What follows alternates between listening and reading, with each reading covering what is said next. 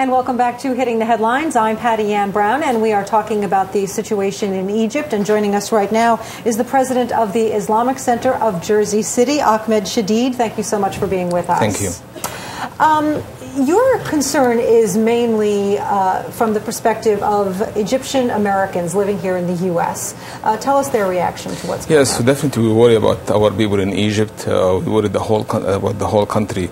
The youth who've been in the street for 5 days, our families, and how can we support them? Definitely we're looking for justice, we need freedom, we need human rights, we need democracy in our country, but also the safety of our people and the need of the food supplies right now and the help that we can offer them is the most thing that we worry about. Changing the government, not changing the government, but the situation should be better. Did they close the ports and therefore there's no food available? That's what we're hearing. In the street, there is no supplies. I'm not sure. The port says, as I heard this morning, they are working and there is a lot of ships are coming. But is the food going to the people who needs it in the street, especially the people on the rallies? How they spent 5 days in the street without food and without supplies? I called my family and I called the people, a lot of people I know there.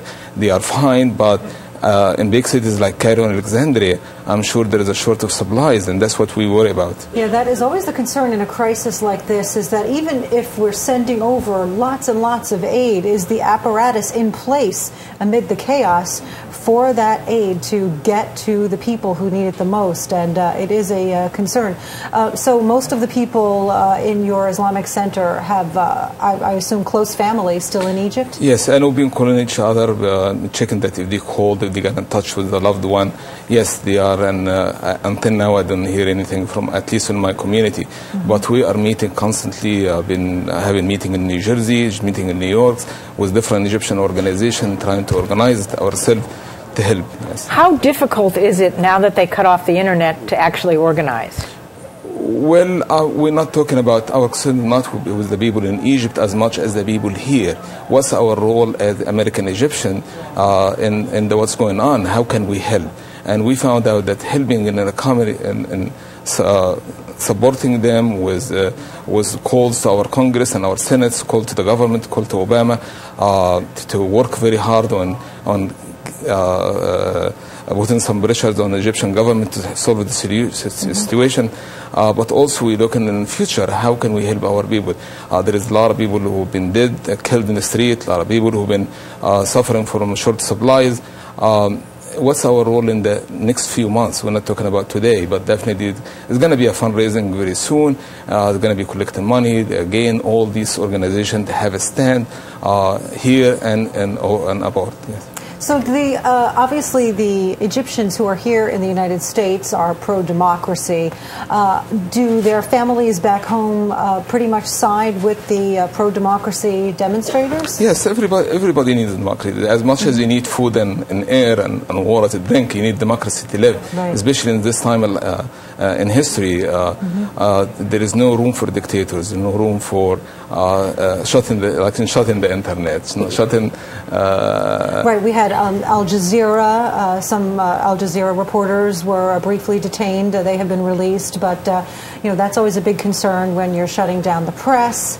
That's got to be one of the frustrations that these families have. Is do they feel that the press coverage of what's going on there is accurate? Definitely, what they hear only what the government is trying to tell them, which is a little bit hard for them to know what's going on in the street. But people have been calling, the landline is open. So I called my family through the landline and I got in touch with them. And if there was any question or concern, definitely I updated them on. It's interesting because Hillary Clinton made that speech about 2 weeks ago saying basically, hey, world over there in the Gulf, etc. If you don't start democracy, it's going to really get you. And I was once in a coup d'etat in the Philippines. Do you think people on the street sort of sensed this was going to happen? Do you think Hillary Clinton got this through sort of channels that this might be happening, or was this a complete surprise to people? I think that people, as far as I know, that people believe in America, people that America is helping to get democracy. But what way are you how are you going to do it? This is the whole thing. Are you really going to stand with the people in the street, or are you going to stand with the government? And both of them saying that we have a democracy in the country, and what kind of democracy, and how are you going to force it on the people of the street? This is what we have to talk about. Are we going to see another Iraq in Egypt? This is what we all saying no to Iraq, no involvement in military involvement.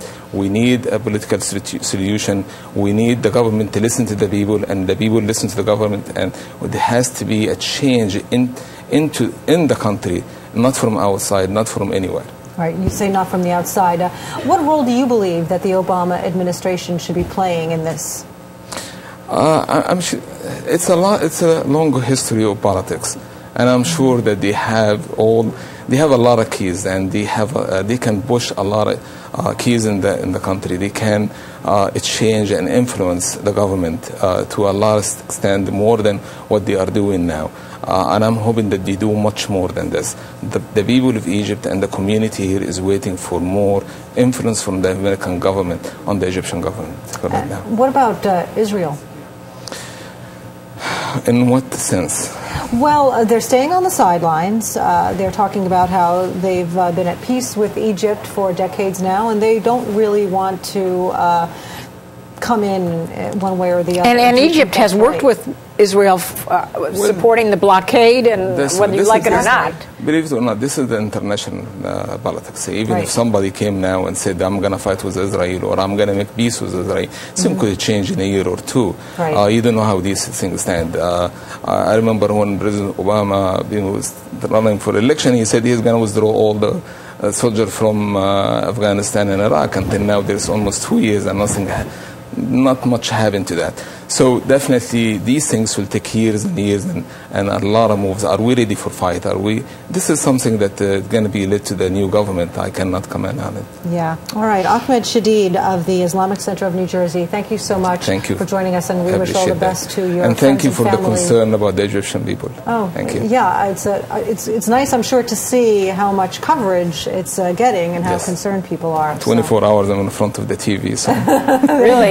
Yes, definitely. All right. And on that note, we want to remind people of our poll, which is asking, are you concerned about the situation in Egypt? And we've got 87% saying, yes, they are concerned. You can weigh in on that if you'd like. But in the meantime, we're going to take a quick break. Stay with us.